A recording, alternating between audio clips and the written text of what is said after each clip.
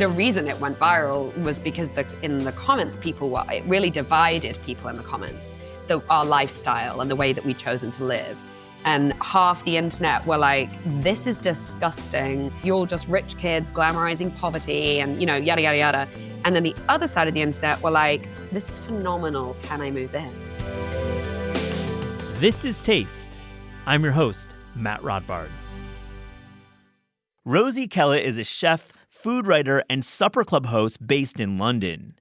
She's the author of a terrific debut cookbook, In for Dinner, and I really enjoyed catching up with her about the current London restaurant scene, her deep interest in pain au chocolat, and what cooking in a shared space in East London taught her about her own cooking skills.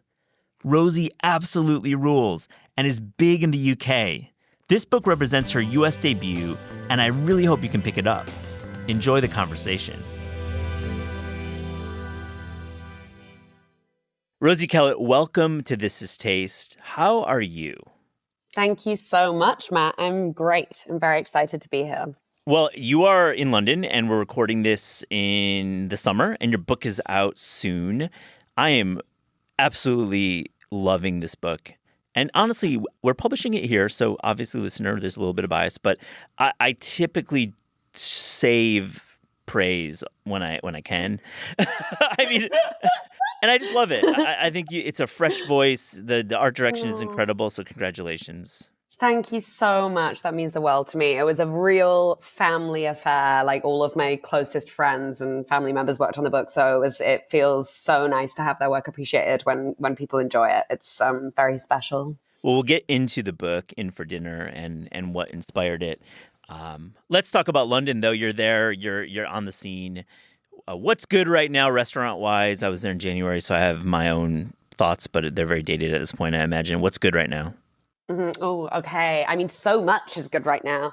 I would say my favorite spot in London right now for a celebration, I go to Sessions Arts Club, which is a phenomenal restaurant that's in this old kind of like, I always forget what it used to be. It's kind of like almost like it was an art club for like maybe people in law. I don't fucking know, but it's a very old, beautiful building. And then the way it's been curated is like the food is art, but it's not stuffy. It's not kind of annoying food. It's just completely delicious. And it's in one of the most beautiful locations. And like the service is phenomenal. Everything they do is incredible. So I would say Sessions Art Club is up there.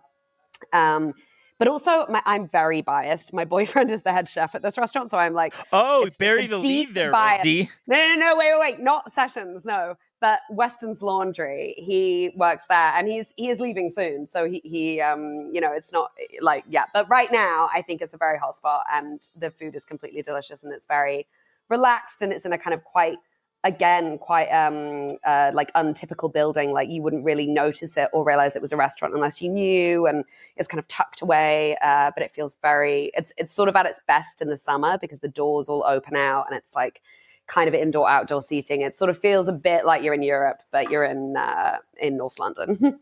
Amazing. Well, we'll get to the book. I love it, as I said before. But first, big question here on your bio. It says you project managed the royal wedding cake for Prince Harry and Meghan Markle in 2018. What the fuck, man? What is project managing a cake for any bride and groom is really, really, really stressful, I imagine. But this one, what was that all about? Well, yeah, no, it was a big moment. I had previously worked for Claire Patak, who is the owner of a bakery called Violet Cakes in London. I used to be her assistant, and she was commissioned to make the cake. And so when she asked me if I would join the team. She was like, I want to get my A team together, and will you be the project manager? And I mean, who was I to say no? Like, I was like, yeah, I'll do that. I will do that. But it was a very intense job, as you can imagine, with many, many layers to it and a lot of logistics. You went there, like many layers. I like it. Yeah. Many layers, many tears, but both kinds. But yeah, no. It was amazing, and it was a very cool thing to be a part of. But it was not a chill time, I would say. So what's the cake? What did you land on?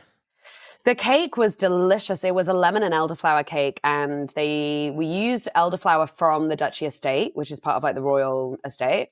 When Amalfi lemons that we'd flown in from Italy, and the sponge was kind of like a chiffon sponge. It was extremely light and delicate, and then it was like soaked in the elderflower syrup, and then we used Swiss meringue buttercream with like lemon curd running through it, and it was completely delicious. It was a very good cake.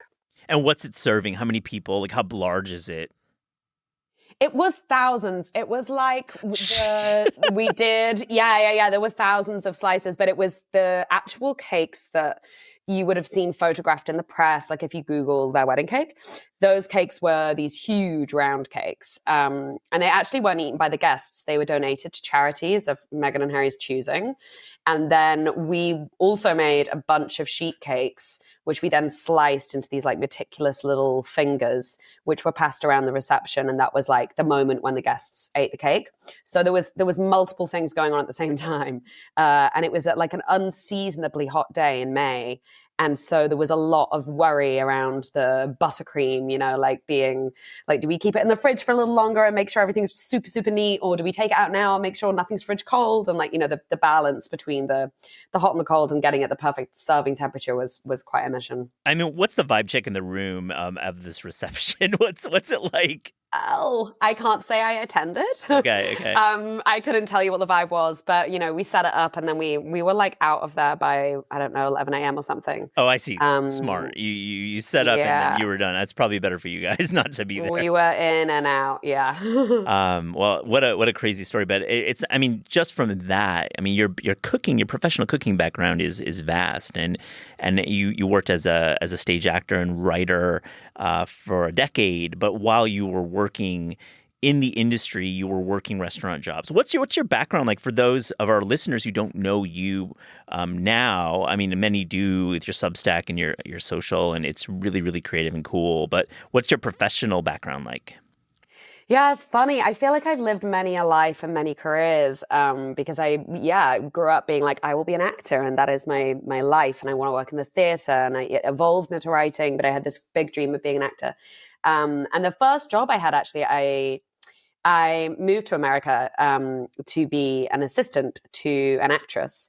And I spent a year living there. And then I came, which was quite wild because I was like this 18-year-old little country girl. I'd never really left like my village, And then suddenly I was living in LA and doing a lot of travel and working on movies. And then I moved to London when I was 20, got an agent and started working in theatre and stuff. But the whole time, just to pay my rent, I worked in bakeries or cafes or, like within the food industry. And the first job I got was working at a bakery called Meringue Girls, which was like a very East London. I was with them for like 8 years. Like I would basically, I was baking meringue for them. That was my job. And sometimes my role evolved and I would do events, and then I would do like running a shop, and then I would go to like and do a massive wedding in India, but then I would be just baking meringue the next day. And so it was kind of doing a bit of everything within the business. But they were extremely kind to me, and they would be like, if I got an acting job, they'd say, yeah, you can go off and do that play for 3 months and there'll be a job waiting for you when you get back. Oh, great. Which was kind of like, unheard of really, because the whole hustle of being a self-employed freelance actor is like, when you get the job, you take the job, but then there's no saying when the next job is going to come. And so you kind of need a way of pulling an income in the meantime that doesn't mean jumping between different pubs and bars and, whatever it might be. So I was very lucky for that. When you're a PA for this actor in LA, what's the food situation like? And I'm not going to ask who it is because I believe you will not be able to tell me that unless you want. No, to. I think I can. Oh, great! Who is it? Yeah. I assisted Samantha Morton. Oh, yeah, for about a year and a half, and then I've since gone back and worked with her. Actually, like in the pandemic, I did a job with her, and I did a couple in London as well. But the longest stint was when I was 18. And yeah, it was interesting because I was cooking for her, so I was kind of her private chef, as well as like her assistant and a driver. And I was, I had a very sort of multi-layered role. And at the time, I think the way that she was eating, we were kind of vegan, I want to say, for most of that time. So a lot of the cooking I was doing was just for ourselves, like, and we would take our own food to set, because it had to be like right for what she was eating at the time. And then we did eat out quite a lot. Like, I feel like I got some really good meals in me when I was there. Like, I'd never really enjoyed or understood sushi until I moved to LA, because I don't think I'd ever had good sushi. And then my mind was blown, and I was like, this is something else. What are they doing in the UK? Yeah. Like, or, the tiny part of like Northern England where I grew up, you cannot get your hands on good sushi. You definitely couldn't 15 years ago. So that was eye-opening. And same with like tacos and Mexican food. I just had never even conceived of it being that good. I realized I didn't really know what Mexican cuisine was until I ate it in LA. And so yeah, it was a big kind of like awakening, I think, for me. Absolutely. I mean, I would imagine being from that small town and coming to LA and actually having some of these tacos in South LA in like the South Bay. I mean, what's going through your mind when you're trying it? These American and these Mexican American tacos. What's I don't know. I just was like, oh, like this is what Mexican food. Like I was just like, oh, I get it now. And like I didn't really know anything even about the cuisine. Like I didn't know what birria was. I didn't like understand. There's actually one really amazing place in London that I have to shout out, Sonora Taqueria, which is one of the owners, Michelle, is from Sonora, and she's cooking Sonoran food here in London, and she does like flour tortillas. And obviously, I had always just assumed that a taco is a corn tortilla, and that's the only way you could do it. And I think when I was in LA, I tried so many different versions and types of food that I didn't even know at the time what I was eating, I think. And I look back on it now and I'm like, God, you ate good, Oh my God. Well, let's move on and talk about the book. I mean, the energy, and pardon me if this feels off to you, and please push back, but it's giving a lot of Jamie Oliver Naked Chef. And Jamie's a friend of mine in the show. And I just feel like, and I'm giving you a compliment. I'm hoping I'm giving you a compliment. Because I know, Jamie is a big celebrity and maybe isn't your vibe, but like when I think about your style and the way you shoot in the loft with all your friends, I'm thinking Naked Chef right away.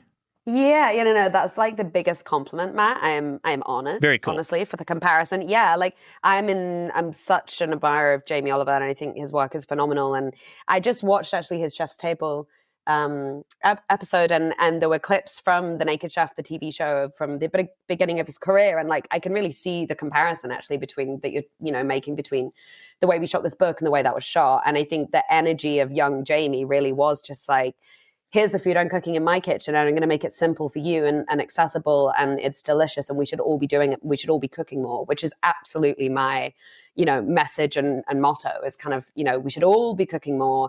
It can feel intimidating, but it doesn't need to be. And like, hopefully with the book, I'm going to sort of like open that up a bit for people and sort of break it down and make it feel a little bit more approachable. I mean, it's amazing that was your first experience to Jamie's early TV, and I think it's shot exactly the way you shoot yours. And it's a great Chef's Table episode, and I just think the accessibility that you bring and like the really smart and creative recipe development skills you have in the book. I love Maine lobster for its versatility in the kitchen and its iconic flavor. The sweetest lobster on earth, prepared in pasta, served chilled in a salad, and of course in a lobster roll. Maine's lobster fishery is among the most sustainable in the world, with every lobster harvested by hand, one trap at a time, from independently owned and operated dayboats. Maine lobster can be purchased year-round, fresh or frozen, raw or pre-cooked, shell on or shell off, and with ready-to-eat and ready-to-use options. Visit lobsterfrommaine.com for details. It's very Jamie. I want to hear about your social media journey, because we've had many creators on. I recall a conversation I had with Meredith Hayden from Wishbone Kitchen, and we were talking about her first post and the way it kind of develops, because your celebrity and your recognition is from social media and of course Substack as well. But what was like the first post that you felt like, man, this is working? People are enjoying my online persona. Well, I think to answer that question, I have to give a little context, which is that I never aimed or planned or wanted to be big on the internet, or even to have a social platform, or to be called a creator. Like, it was something that I didn't go looking for, and then it kind of found me. And obviously once you've got it, you can't really give it back. And basically what had happened was I was sort of approaching my 30th birthday, was having a big, quite sort of typical existential crisis around like failure and achievement and how old I was and what I'd done with my life. And I had this big moment where I just had to ask, I was not happy. And I thought, I need to live a happier life. Like I need to make a change somewhere. And I really asked myself, like, what is it that gets me out of bed in the morning, and what turns me on, and what is like the reason for all of this? Like, what are we all doing here? And it was abundantly clear and obvious to me. It was feeding people, and it was cooking, and it was food, and it always had been. But I'd been quite willingly ignoring it because I just thought, no, that's not my career. That's not what I'm going to do. And as soon as I'd kind of acknowledged and accepted that, I was like, okay, all right, we put all our effort and all our energy into this now. We try and make a career from this, or at least just we try and live a happier life that pays enough money to keep me afloat, kind of thing. And I was quite, I suppose, realistic about that. And I thought the only way something will happen quickly, I can get my foot in a door somewhere, is if I start sharing online recipes and the food that I'm cooking. And that might lead to a job, or it might lead to meeting somebody, or it might just open a door into food styling, or like I didn't know what I wanted to do. So it was more just about having kind of a portfolio of work on the internet that I could send to people and people could see. And I made this like private commitment to myself to post 3 reels a week and TikTok every day for like a couple of months. And I thought I'll do that and we'll just see where this goes. But the idea of putting myself on the internet and filming a video that my face was in, or just literally anything of me, I was just like, I would rather poke my eye out with a rusty nail. It was like, so cringe to you. It was so cringe. Like you just didn't want to be that. Cringe. Because you're a theater actor, and I feel and to be clear, it's not like you were thinking about television and you weren't thinking about you're like in the theater writing, and that's a very highly personal and less extra online kind of trade that you're in. And yeah, but also there's like a vessel through which your work goes. So it's not about me, Rosie. It's like when you're an actor and you're in a play, you're playing a character. It's not about you. And when you write a play, it's like your voice is there, but you're not screaming and shouting and being like, look at me, look at me, look at me. So it felt extremely different. And I also didn't know enough about social media or how to make a video or how to edit or anything. But luckily, my housemates are all younger than me, and they're all pretty savvy, or quite Gen Z.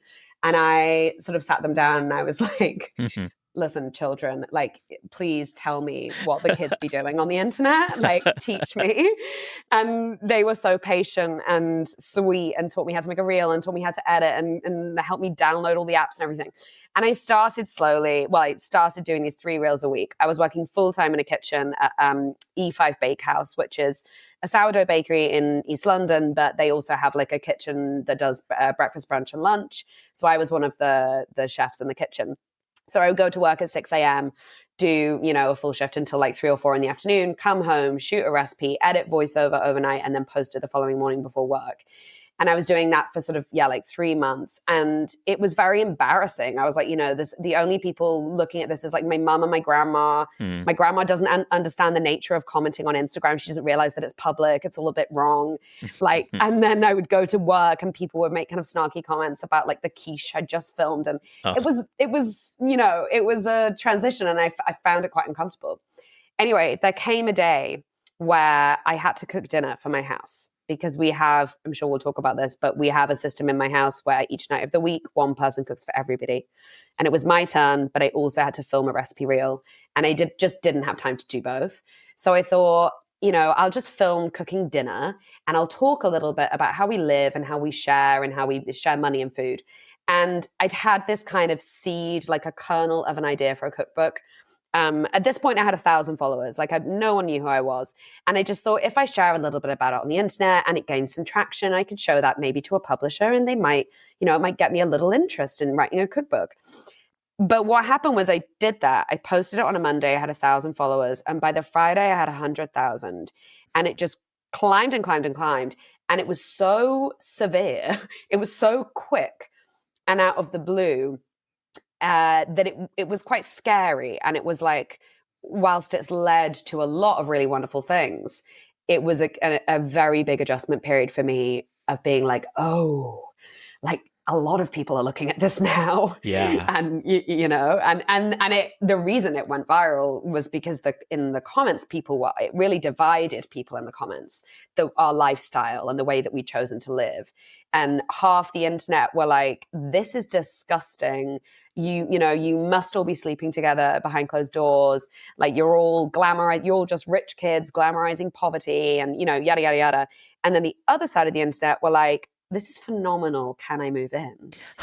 And, then those people argued with each other. I mean, it's really fascinating that you're being so frank about the way this rapid growth has really changed your life overnight. But there's a divide in the comments. I think any creator knows that there's a lot of negativity in there. And just to set it up for listeners, you're living in an East London share home, and there's, 10 people living together more. And you all have this method where you're paying £30 a week and pooling your resources for food and cooking all your meals and it being a collaborative appeal. And just to be clear, you aren't a bunch of rich kids trying to glamorize, like slumming is a crazy word, but people use that a lot.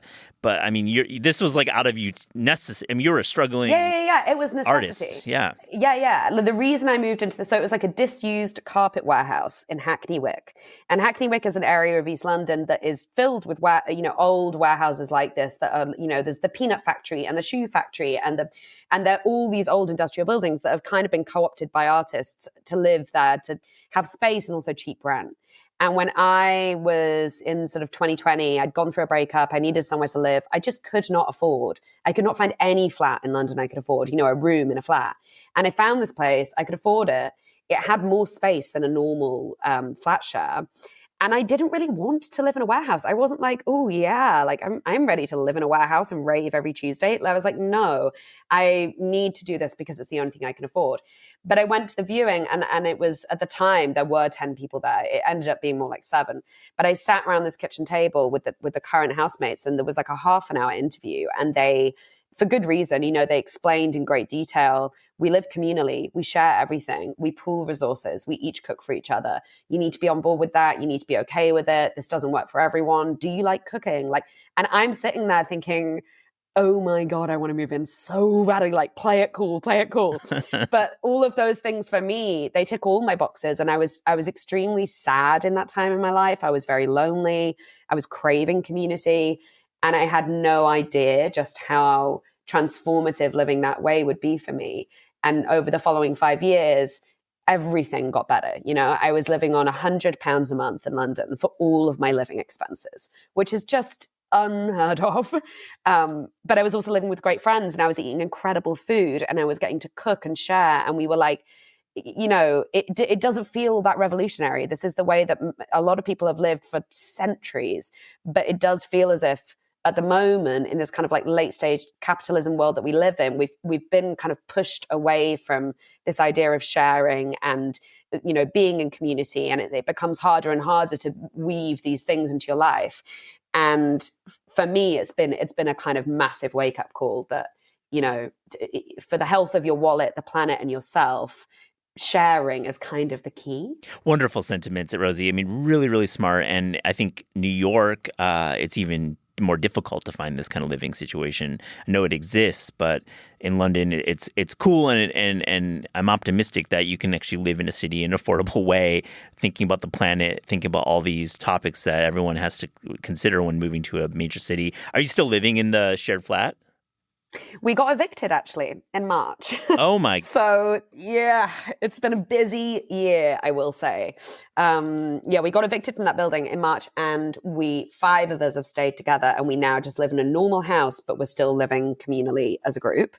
So we still share all of our food, and we still do the weekly kitty of money that buys all the groceries, and we still cook for each other. But we're just doing it in a normal house, not a warehouse anymore. I love it that you're still. That's you, and that's part of your bio.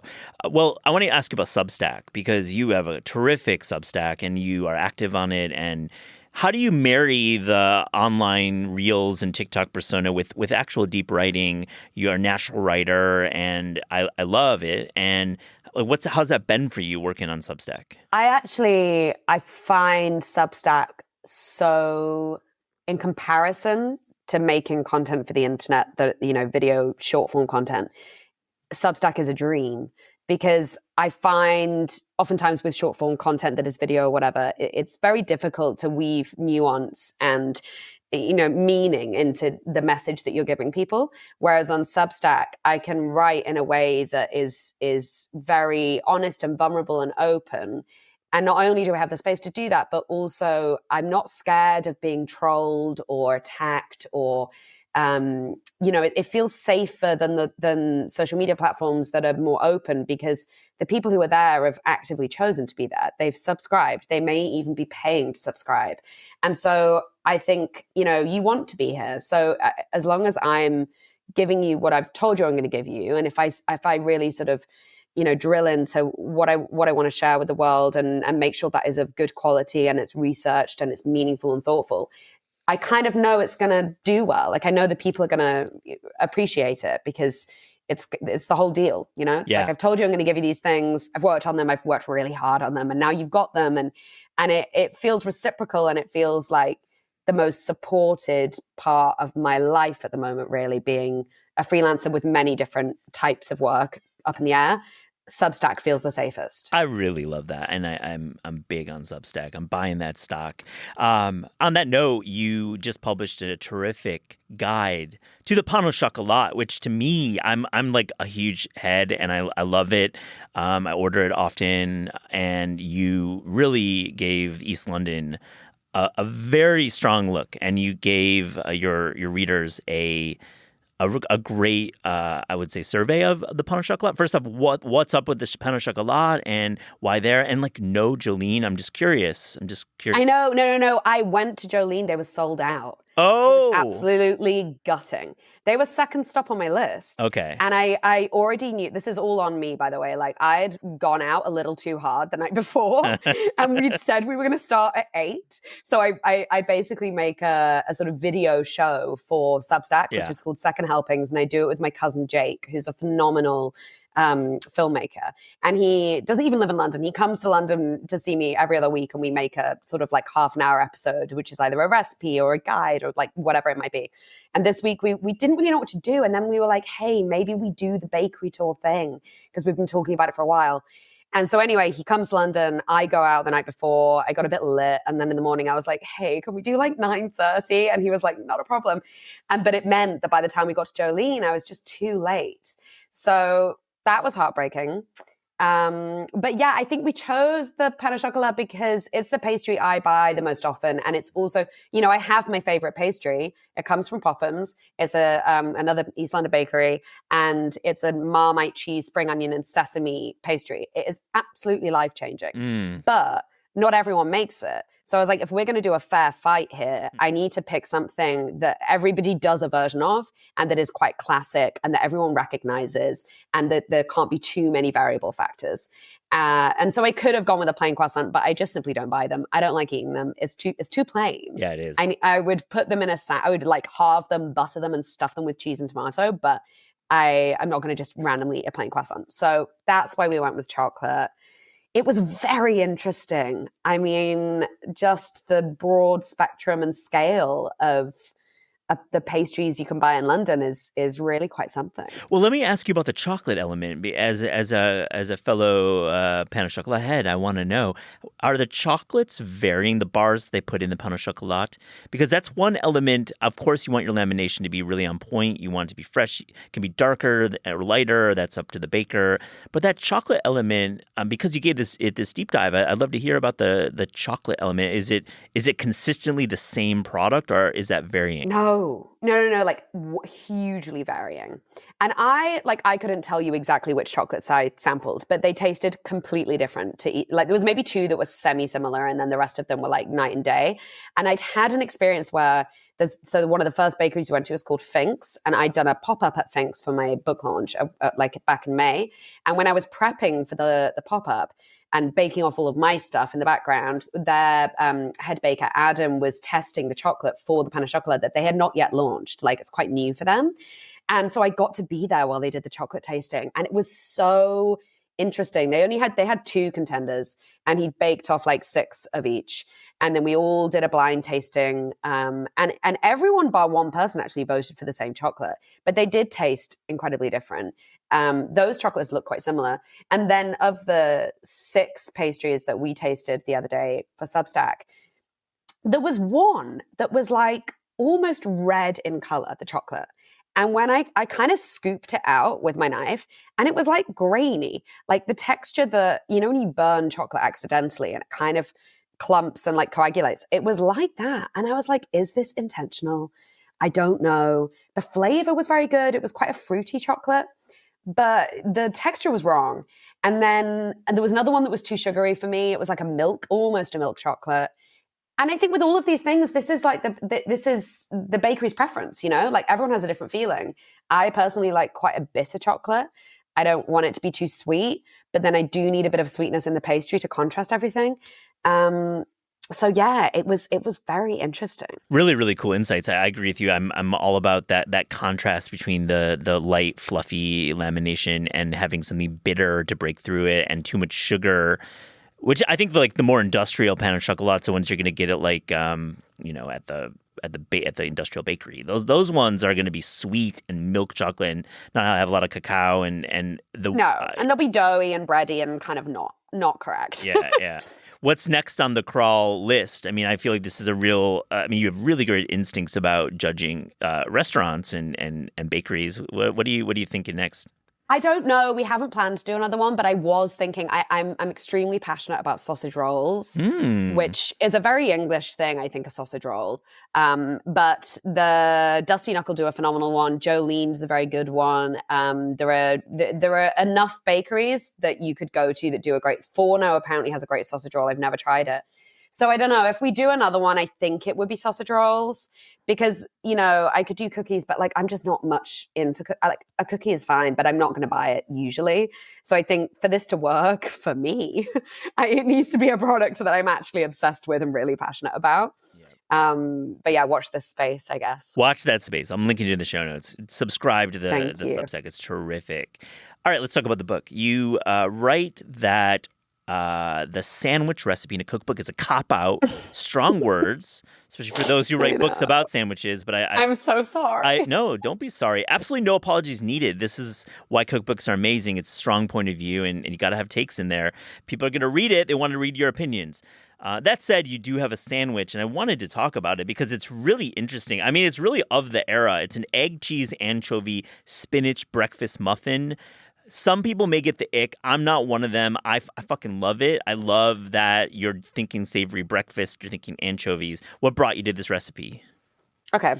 Well, yeah. Firstly, I mean, I've done a couple of podcasts actually, but like, there was one where I was chatting to a podcaster, a phenomenal podcast in the UK called the Go-To Food Podcast. And one of the presenters of it has written like 5 sandwich books. And he did the same, like sort of quoted that back to me. And I was like, oh my God, I'm so sorry. But what I mean is like, I think a sandwich needs some heft, like there needs to be some recipe to it to warrant a place in a cookbook. And for me, this egg muffin, which is like my go-to hangover breakfast, if I'm not so deathly hungover, I can't do a bit of cooking. You know, like if I've got a tiny bit in me, I'll make this muffin. And it was inspired by a breakfast thing I'd had at Pavilion, actually, which is another bakery in East London. If you're ever in Victoria Park, Pavilion is a beautiful little bakery and they do a very good breakfast. They actually do a phenomenal like Sri Lankan breakfast bowl. But they had this muffin and it was it had a circle of bubble and squeak in it, which I don't know if many people in America will know what bubble and squeak is, but it's an extremely British thing, which is kind of traditionally it's the leftover potato and vegetables from a roast that you sort of would fry in a pan and you get it crispy and it is sort of like a potato hash essentially. Oh yeah. So it was an toasted English muffin with this bubble and squeak, melted cheese. Theirs had a chili jam or something. It was not that similar, but I was just like the combination of deeply melted cheese with a toasted English muffin, some squidginess, and like it was just so pleasing to eat. And I was like, I need to develop something like that, but that gives me the flavors I want to eat. And that is like salty, vinegary, like when I'm hungover, like sharp, salty, strong flavors. So yeah, it's like a stack. it's a very quick thing to make, and it's all quite sort of basic. Like you make a teeny tiny little salsa relish situation, which is like shallot, red wine vinegar, and parsley that just sits while you fry an egg in a bowl, sort of like, slightly cooking the onions a little in the vinegar. You fry an egg, and then as soon as the egg is stable enough, you layer 2 anchovies over the top of the egg, and then you put sliced comté on top of the egg and the anchovy. And as the cheese melts and the egg cooks, it kind of melts the anchovy a little too. It's not too like overpowering. And then you just layer that stack into a toasted English muffin with Dijon mustard, a bit of the salsa, wilted spinach. And it's like, oh, I mean, I want to eat one now. I love about it. the Dijon element coming in at the end to kind of close the deal. It's a great recipe. I love how you thought about it. Let's talk about your baked beans on toast. It seems like a very personal recipe, and I'd love to get your opinion about beans on toast and how you articulate this in your book. Yeah, I think it's one of those things that is deeply nostalgic if you've grown up in Britain. Beans on toast. When my dad is a great cook, and he would cook dinner quite often, but he would also often do beans on toast because he loved it. It was more of a lunch thing for him, actually, but I have strong memories of eating beans on toast for lunch with loads of sharp grated cheddar and loads of black pepper. And it was kind of this comforting, sweet, nostalgic thing for me. But as an adult, I don't really want to buy a tin of baked beans. Like I'm not that buzzed about eating tin baked beans unless I just need to feel cozy.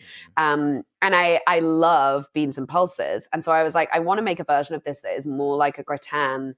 So it's sort of a really deliciously rich tomato sauce that's quite, spiced, and it has a lot of flavor going on, and the beans are just warmed through really in the sauce. And then you tip the whole thing into an oven-proof dish and top it with breadcrumbs and cheese and roast it in the oven. And then it's served with a kind of green salsa verde type, quite a smooth version of salsa verde that is super vinegary and sharp, and it cuts through all of the the richness of the beans.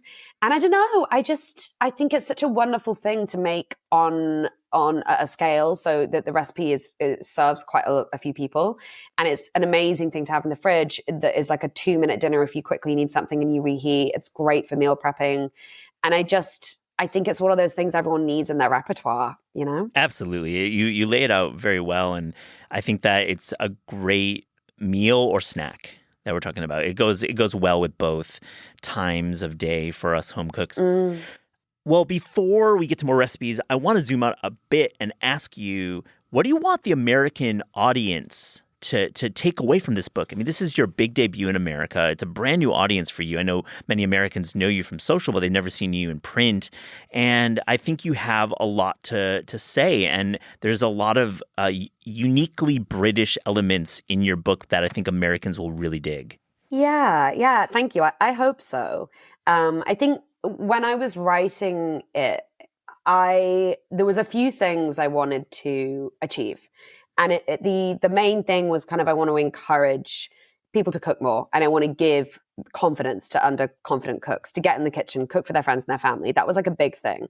And so when I was thinking about the recipes I would include, many of them came from, staff lunches I used to make in restaurants, or, obviously all the recipes we cook in the warehouse day in and day out. But also a massive chunk of them are old family recipes of mine, which I'm only really realizing now are very British, like very English. And potentially not that familiar to an American audience, but absolutely accessible and achievable in the US. So, like for instance, parkin, I don't think not many people in the States will know what parkin is, but it's this really traditional kind of like, it's a Yorkshire thing. So it's kind of woven into my family history that we always eat parkin on bonfire night. And it's this sort of very delicious, quite dense cake that is made on bonfire night traditionally, but it's a little odd. You're like meant to bake it and leave it for up to 2 weeks to mature. Like that is the recommended the process, which for a cake is quite rare, but it's completely delicious. And there's the recipe a few from both my grandmas, and one of them is this thing called raspberry sponge, which, I mean, even in the UK, it's not that well known. Like I don't know anyone else who makes it. I've never seen anyone else make it, but it's a very sort of feels very British. It's got a lot of whipped cream. It's basically just raspberries, whipped cream, and sponge like that, and sugar. That's like it's 4 ingredients. But what you get at the end of it is this kind of perfectly summery. It's almost like do you know summer pudding? It's a very British thing. It's kind of summer pudding adjacent.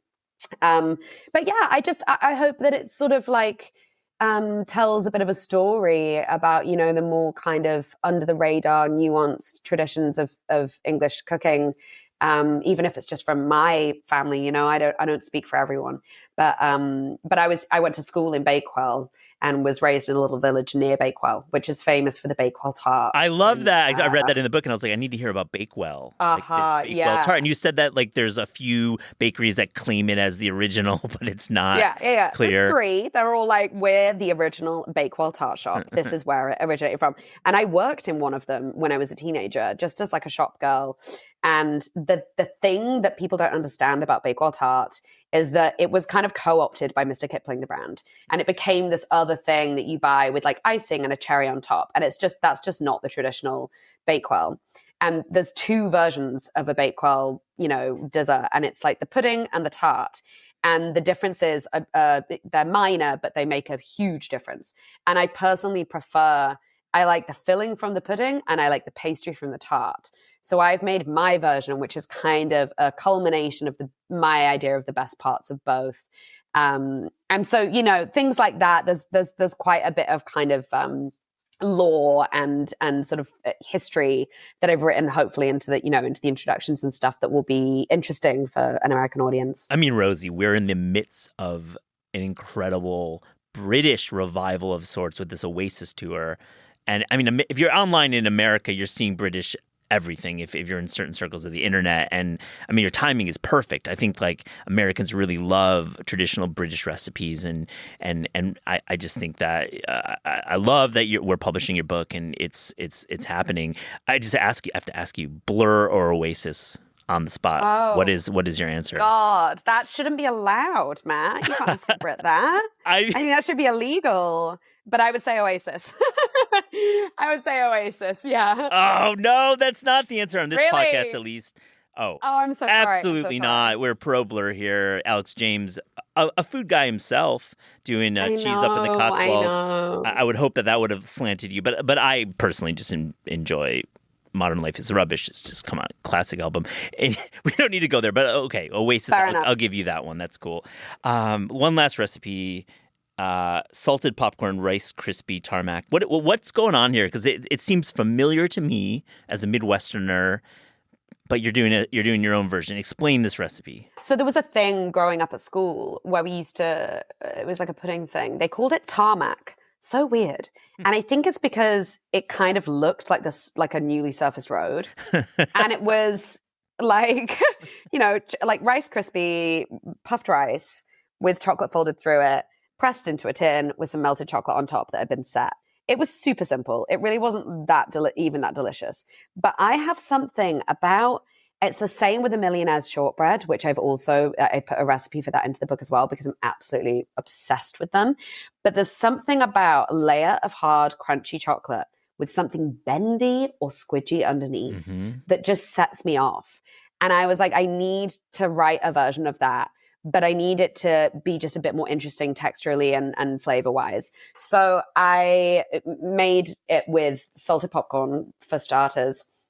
And I also, there's like a little bit of white chocolate baked in there. It's like quite a buttery kind of, I don't know. I have a real thing about sweet things need to be seasoned for me. I'm a very salty, savory girl. And so all the sweet recipes in the Keikis chapter hit that balance for me. So with this, it was like, I need the salted popcorn. I need there to be a sprinkling of flaky salt on top of the dark chocolate. And yeah, I mean, I'm proud of it. I think it's a delicious thing. And it's a really good one to make actually for like, we always make it for our Christmas party. Oh yeah. So because it's just very good for sharing. It goes a long way. people have like a teeny tiny bite and they need to go back for more.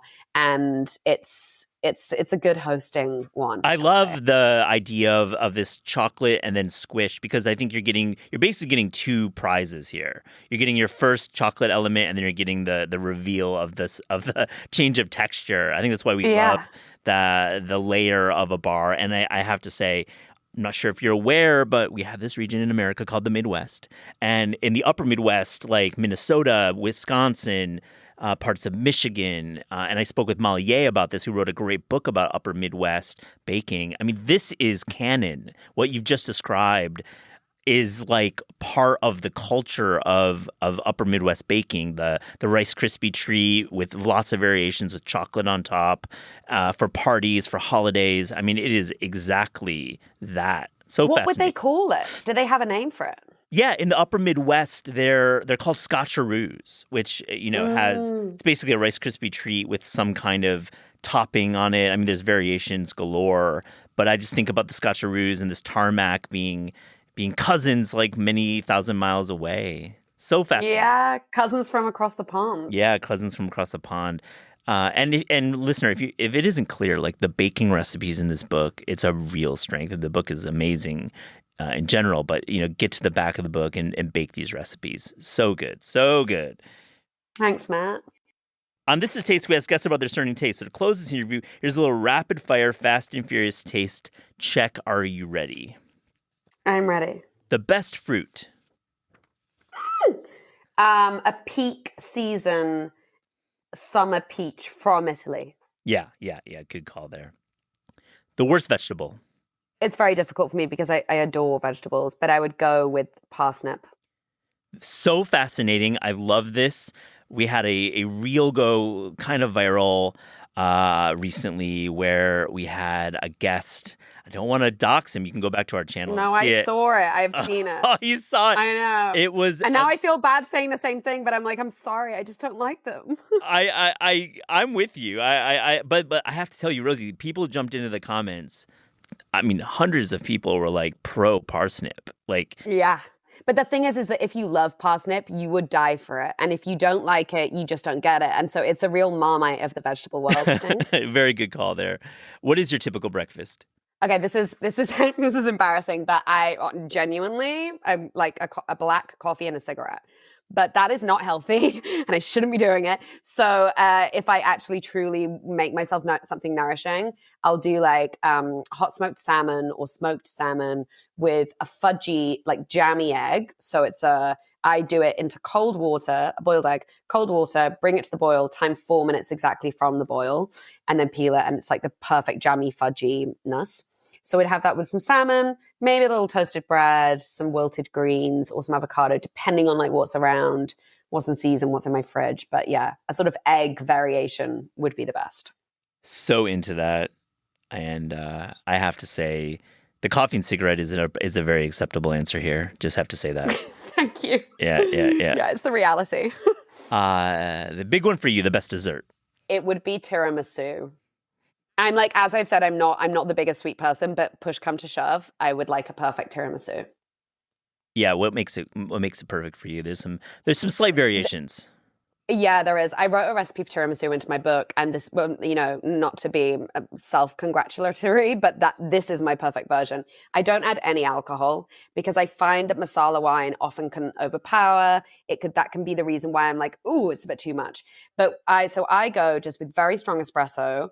I actually bake the sponge I bake sheets of sponge myself rather than using the fingers. Mm-hmm. And the key, I think, is grated dark chocolate in between the layers with cocoa powder. So like the combo of grated dark chocolate and cocoa powder. Such a polarizing point. I think some people are really into adding chocolate to it, and then others will say it's like the biggest misfire ever. I love, yeah. I also think that for me, it's absolutely required to have a 24-hour sit in the fridge before you serve it. You can't serve it straight away. It's definitely just not right. It needs to sit. All right, a few more. A restaurant you wish you could bring back from the dead. Prune. I went to Prune in New York like I can't even, I had a play that was on and like off Broadway. And I went and had breakfast at Prune, and it was one of the places I really wanted to go. And then, I've since read Gabrielle Hamilton's book, and I just think she's phenomenal. And that breakfast was one of the best meals I had in New York, and I'm gutted that it's not there anymore. I know, it's like a private dining space now. You can rent it out if you'd like, if you can do an event. But, good for Gabrielle for figuring out how to make it work. Oh, so she's still running the space? Oh, definitely. I mean, I've heard. I mean, nothing official, but we've had guests who've been there for private events, and we'll see. I think it's worth investigating. Maybe this is a piece for taste to see what's going on there. When you're craving fast food, it could be in the UK or America. What are you reaching for? Okay, I don't know whether this is allowed because I don't know whether it's considered fast food. But when I do that, if I get a takeaway or delivery, I get pho. I get chicken pho.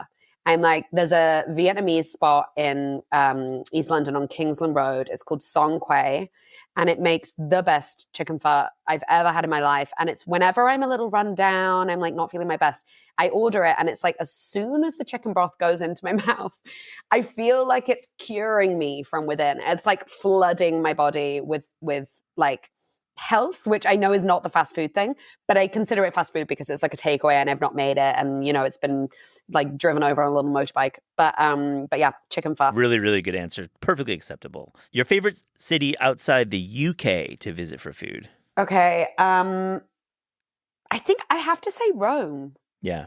I just spent a month there. I spent the whole of February there this year. And I was just living my life. I just relocated to Rome for a month. And I would say specifically actually in February and March, like I would not go to Rome in the peak of summer, but in February and March, it's like artichoke season firstly. So, everywhere you look, there are artichokes being prepared, like the alla Judea and alla Romana. And I'd never really eaten them that way before. And I was like completely obsessed. The pasta is phenomenal. It's like everywhere you go, you look, you can get a really good meal, and it's not even, it's a capital city, but it's not crazy expensive. It feels reasonable. It feels appropriate. And the weather in March and February in Rome, if you're coming from the UK, it feels like you've skipped 2 months and you found yourself in the height of spring. And it's sometimes like 20, 21 degrees Celsius. It's, very little rain. It was heaven on earth for me. So yeah, I would say Rome. Wonderful recommendation for all those who can work remotely. And I'm sure cost-wise, it's better too. There's not a lot of tourism. Yeah, I saved money. I went from living in London with 7 people in a shared building to a 1-bed apartment in Rome right behind the Pantheon, and I spent less. What's the pizza go-to in Rome? Just on the spot, if you can go to one. Oh, I didn't eat any pizza in Rome. Okay. Sorry. All good. But I don't want to lie. You had your other priorities. Appreciate that. Last one, your favorite sandwich. Oh, it's a BLT. Yeah. It's always a BLT. It has to be a BLT. I make it in an extremely specific way. I would never buy a BLT because I don't really trust anyone's going to do it right. So it would be what I've made. And I mean, would you like to know how I make it? I think we would. Let's do it. Okay. I want bread that is squishy yet not processed. So I need like fluffy bread that's both going to hold itself, like not decompose, but it's also not too chewy. So like I would not use a sourdough loaf. I find for a sandwich, it's like it cuts the roof of my mouth. It's too much to get my mouth around. It's just too much. So I want a kind of squishy, delicious white bread. Then I would slice a very delicious sort of heritage tomato. I'd only make it in the summer because I just don't eat tomatoes if it's not the summer because they're not good enough. I'd slice the tomato, then season it with salt and lay it on like some kitchen towels so that it draws out the moisture and it becomes like just a bit more, tomatoey. And then I use streaky bacon, smoked streaky bacon. I would grill it or fry it until it's like almost crispy, but it's still got a little bit of bend in it. Fully agree. Great so move. It's not... it's not going to snap. Yep. But it's equally not floppy. And then I do extremely thinly sliced iceberg lettuce. I want the crunchy iceberg in there. And then it's mayo, bread, mayo, black pepper, salt, seasoned tomatoes, then the bacon, then the iceberg lettuce, more pepper and salt. I go quite heavy on black pepper. Yep. Other piece of bread, jobs are good. And mayo choice, is it homemade or are you going a brand? I mean, I rarely make mayo from scratch at home. I think if I was doing it for more than just myself, yes, I would make the mayo. But if not, I would use Hellman's or QP. Oh, I love the Hellman's choice. That's my go-to for BLT. Koopy's cool, too much MSG, works so well in many things, but for me on a sandwich isn't working quite well. It's a little Too tart, sweet, isn't yeah, it? yeah, tart and sweet. It's got like a little bit of that kick to it, but I do love Hellman's. I think that's a great choice. Hellman's is good. It's good stuff. Well, Rosie Kellett, listen, so great meeting you. I really, really love what you're doing. I hope our listeners can pick up the book and just be introduced to you if they don't know you. Yeah, thank you so much, Matt. It's been an absolute pleasure.